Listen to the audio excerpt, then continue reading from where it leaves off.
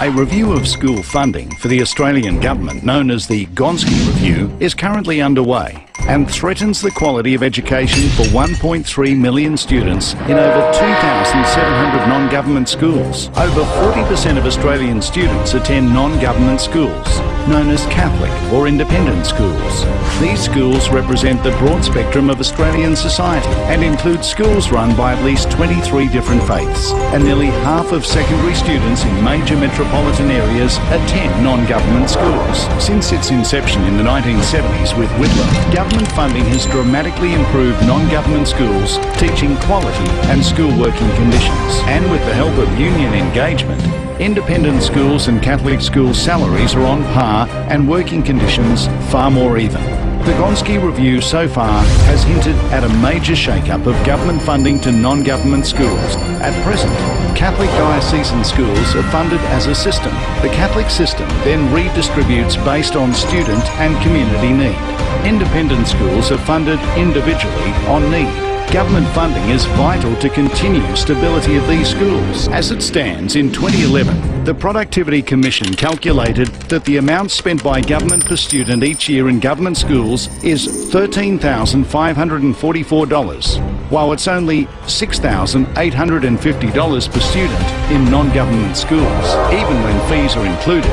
The fact is that some of the least resourced students in the country come from some of the most disadvantaged communities and are students in low-fee, faith-based independent schools in new suburbs. There are also some well-resourced schools in both sectors. Despite the media's misleading notion of some independent schools as private companies generating multi-million-dollar profits, schools in Australia are not funded by governments if they are for profit. There are around 88 non-government schools nationally that have per student funding or net recurrent income of over $20,000. But there are also 741 government schools with per student funding over $20,000. The average student funding in a government special school is $39,000. For non-government schools, it's $21,000. Compared to other nations, Australian government expenditure on education is poor. Australia is part of an international organisation called the OECD. Among the developed nations in the OECD, Australia ranks only 17th out of 29 in spending on education and well below the OECD average. Yet surprisingly, Australian school achievement is above average. Compared to 64 other OECD countries in the 2009 study, only 6 countries outperformed Australian students in reading, only 6 outperformed in science, only 12 outperformed in maths. Remarkably, these great outcomes are achieved in Catholic and independent schools with considerably less total government funding than public schools. The government website My School tells us that the total average expenditure per student in Catholic schools, including government funding, fees and other income, is $9,410 compared to public schools at $10,760.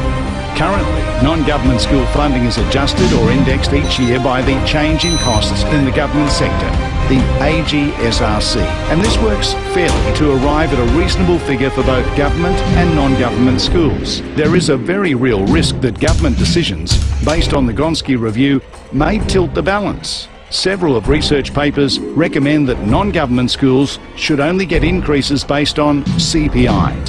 If this occurs, it would mean per student funding in a Catholic primary school this year would have been $5,251 instead of $6,303, a drop of $1,000 per student. It would mean almost $500,000 less this year alone for each and every average Catholic parish primary school. There is widespread support of independent school education from the wider community, with 72% of parents who support independent schools. If the push by some to undermine funding to non-government schools is successful, it will disrupt the continued viability of Catholic and independent schools. If funding is not considered very thoughtfully, education across the board will drop in standards.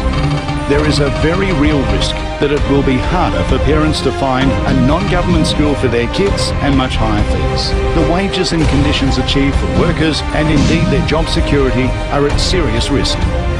The government, The Minister for Education and researchers worldwide tell us repeatedly that the quality of the teacher is the single most important factor.